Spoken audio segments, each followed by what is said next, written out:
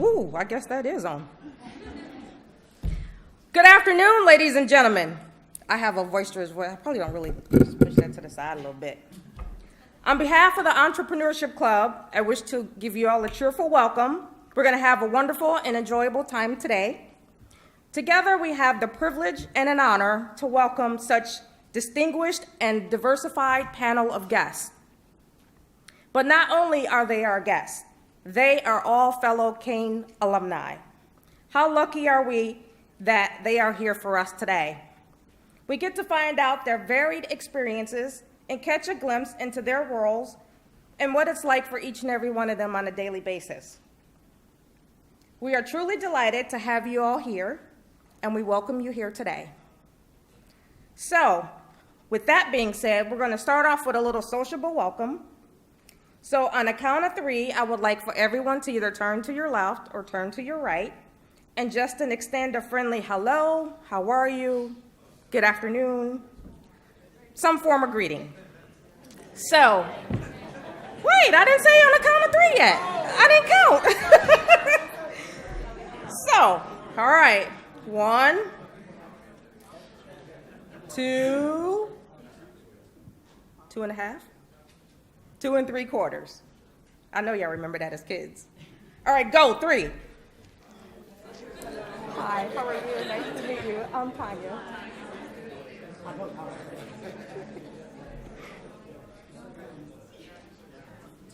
Okay, thank you for that. The Entrepreneurship Club wants to know that there are no strangers here in this room today. Here we're only friends whom we are yet to meet, journeys that we are yet to adventure on, goals we are to explore, and hopefully for our dreams and visions to make true. When most people hear of the Entrepreneurship Club, they think of as someone that has to be in the business field. Well, yes, there are many of us in the business field. However, there are many of us that are not, because anyone can become their own boss on any given day in whatever field they so choose to go. You can be a criminal justice major, you can be a shrink, but one day I'm gonna find out, but a psychologist, why they really call them a shrink. You could be a doctor or whatever you chose to be. We hope in the near future you will consider joining our club. Stop in for a meeting or 2 in the spring, and we're planning some other fun things, such as seminars for writing business plans and a resume writing workshop. So now, I would like to introduce you to our advisor, Dr. Soot something. I couldn't say his name at the beginning of the semester, and here we are at the end, and I still can't say it, so sorry. So when we're looking for an advisor, he accepted the challenge and agreed to give us useful information, listen to our ideas and our thoughts, and encourage us to venture out. Ladies and gentlemen, I give to you Dr. Soot.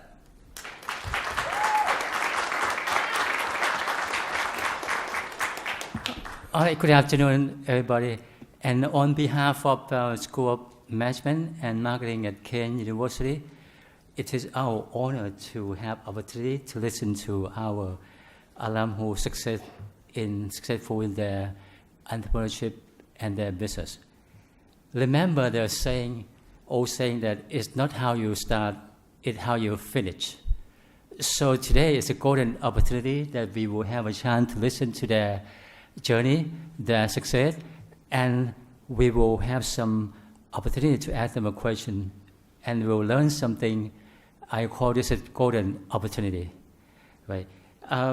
Once again, following our grand opening of the Entrepreneurship Club over here, this is the first event that we step up to the challenge, and this is the first event that we doing on the 10-year anniversary of Kean Ocean.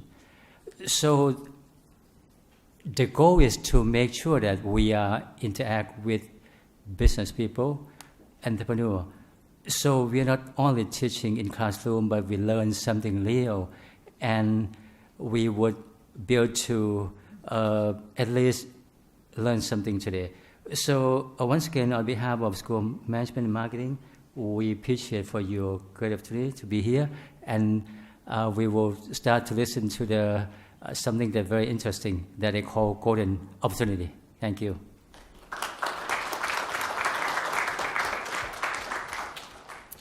Thank you, Dr. Soot. Some say that our minds are like sponges and that they're looking for the right input to soak it up and absorb it. And then there are others that will say our minds are like gardens and our thoughts are seeds. With that, we can choose to grow our flowers or we can choose to grow weeds. We hope with this forum today that we can offer you just that, an opening, a vision, a chance to embark on a course in your life that will fulfill a passion or desire of your choosing. There are many times in life that we may think we cannot do something just because someone has told us no. Don't let that be your final answer. Don't give up. Seek another way, find another path, and hopefully we will hear from our panelists today on how they overcame those issues. So, we have all waited for some time to hear our guest speakers to speak, so let's not waste any more time and get this show on the road. May we welcome them with warmth in our hearts and with a resounding round of applause.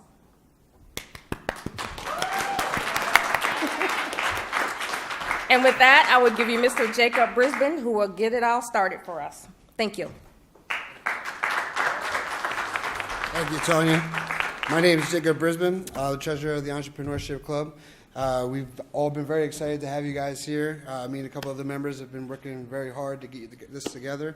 I'm very happy to see it. So we're going to start off first with Tammy Bolden from Bolden Interior Designs. She's a graduate from 94 and 2010. 2004 and 2010, I apologize. And she's going to speak first tonight. So welcome, Tammy, everybody. Yes.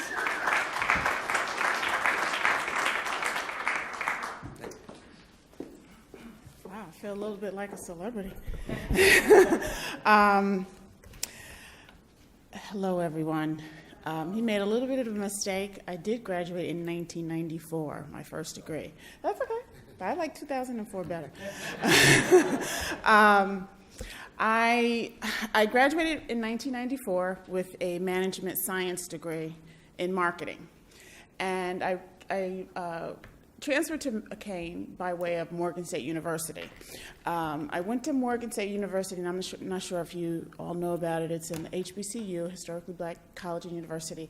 And I went there, and I had a great time, very good time. Such a good time that my mother said, come on back home. So when I came back home, I was like, okay, I decided to go to Kean, and it was one of the best decisions that I have ever made. I got to be able to go close to home under the watchful eye of my mother, and to be able to be engrossed in a community that was all about making sure that students succeed. So I got a degree in marketing. I did jobs in sales and marketing and public relations, but I wasn't really fulfilled. I got married, had children, and just did not feel like I was just doing what my life's purpose was. So I had a nice conversation with my husband, and I always had a very strong interest in architecture and design. One of the reasons I went into being a real estate agent is because I wanted to have access to homes and that kind of thing. So I went into real estate, but again, I was not fulfilled. So I decided to go back to school for interior design. I went to Kean to get a copy of my transcript because I was going to transfer to Fashion Institute of Technology in New York City. And as I'm standing in line, I look at the bulletin and I see there was a portion of the bulletin that spoke about the second degree program in interior design. I'm like, what? Here at Kean? So I immediately said, you know what? This is where I'm going to go. I had a great experience my first time and went and decided to join the second degree program at Kean. So I got my BFA in interior design in 2010. And not long after, or before I even graduated, I just started interning for a designer in Montclair. I live in Montclair. And when it was time for me to graduate, she hired me on as a design assistant, but unfortunately, she decided to move. So I was like, ooh. since I had business experience prior to going to interior design school, I said, you know what? I'm a smart cookie. I could do this. And I ventured out and decided to start my own business. And right out of college, right out of design school, and it's been a very interesting ride for the last 6-7 years. I'm glad to be here to be able to talk about it because it's been ups and downs. There's a lot of challenges, and I'm sure we'll talk about that further. But that's a little bit about me, and that's it.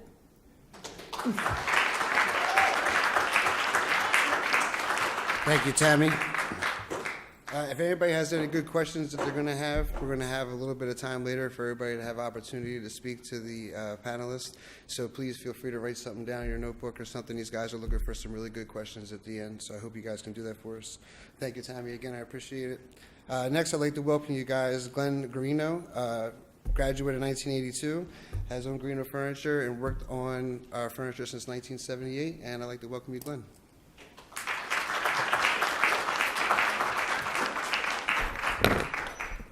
Well, my name is Glenn Garino, and my business is designing and making one-of-a-kind pieces of furniture for various clients. They could be private clients or public clients. But how did I get started in this? Started when I was 9 years old, and I spent some time in England, and my uncle was there, and he used to make model boats.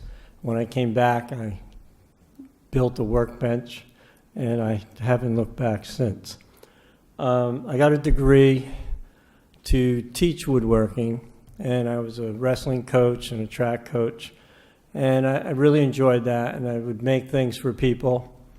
And then a few years went by, and I decided that to become a better teacher, I should really study design.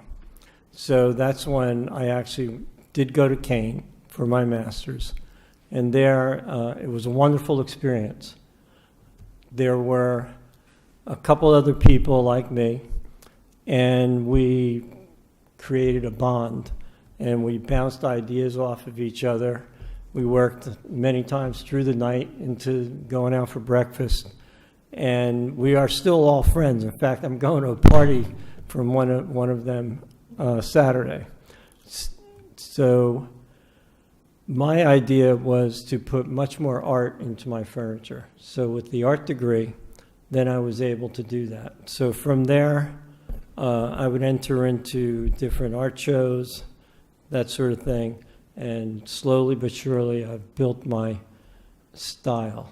So now people, when they see a piece of mine in a coffee table book or something like that, they kind of recognize it's mine before they actually see the name, which I'm happy about. I stopped teaching full-time, but I still adjunct one course a semester. About 10 years ago, I guess, my wife and I, since I retired from teaching high school, I decided to go full-time into my furniture business. And my wife, Marie, became my publicist and marketing agent, and things have evolved from there. So since then, many shows, many design opportunities. I guess the thing I like the most about what I do is that I get to do my craft, but I get to design some really special pieces for some really special people. And that's probably the most satisfaction I get, delivering a piece or sending out a piece that's well received. I'd like to say, though, quite a few of my students have also opened up businesses for themselves and do very well. And I've personally helped some of them along the way or came in as a consultant along the way. So the teaching part of this has been very good for me. And I enjoy it. I enjoy seeing young people in my classes. It helps keep me fresh. And I think by dealing with students and their design problems and concerns actually helps me grow in my own art field, because I'm always trying to help each individual student with their designs, and that gives me a catalyst for my own designs. It's not something that's planned, but it happens. So there's a lot of give and take. And that's where I am right now.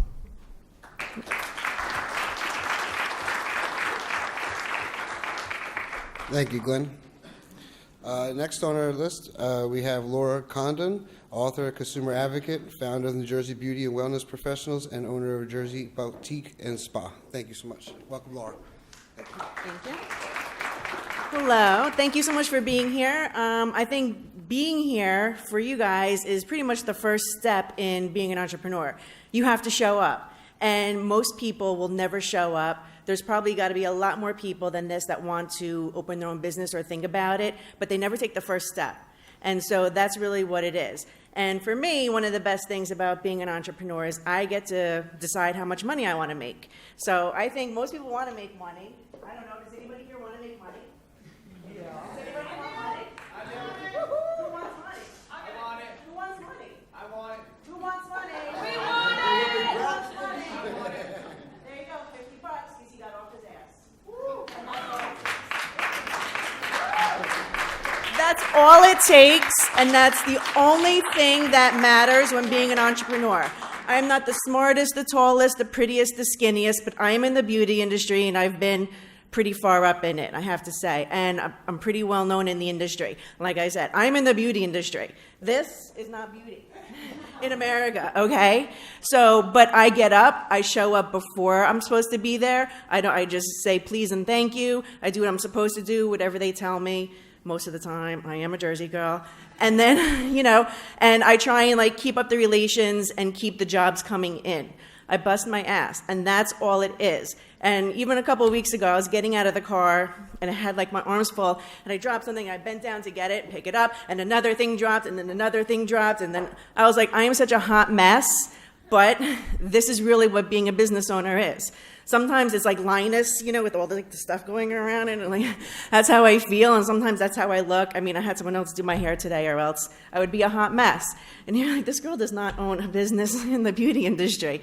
But it really is, some days you look good, and then some days it's a big mess, but you just keep going, and you just keep going, and you just don't listen to what anybody tells you in terms of, oh, you're crazy, it can't be done. Because then we wouldn't have planes, we wouldn't have skyscrapers, we wouldn't have elevators, we wouldn't have anything. We wouldn't have electricity if everybody told us it can't be done and we listened. I mean, what a boring world that would be. So just to backtrack a little bit, I too went away to college for 2 years and had a really great time. And then I ran out of money, so I came back and I finished up at Kean, and I graduated with a degree in psychology. So I was qualified to do absolutely nothing. And so I floundered around for a while. I went to work on my master's at Kean as well for drug and alcohol counseling, because I came from an alcoholic family, so I'm like, that's all I really know. I don't know that much else besides that of like what I'm good at. I had no idea what I was good at. And so I got a job during the day as the admissions counselor for a cosmetology school, went to my master's at night, and then they needed someone to do a facial on. So I'm like, all right, I should probably know what I'm selling to these kids. I have no idea, telling them how great it is and how they're gonna be so successful. So I walked in, I got a facial, and like I had my Oprah aha moment. I was like, this is what I wanna do. So then I went to cosmetology school for aesthetics, and that was pretty much it. And I had a million jobs, made every mistake you can probably make. And then you get to a certain level sometimes where you're unemployable to everybody else. You just have to do your own thing. And that's where I was. I was like 30 something and change.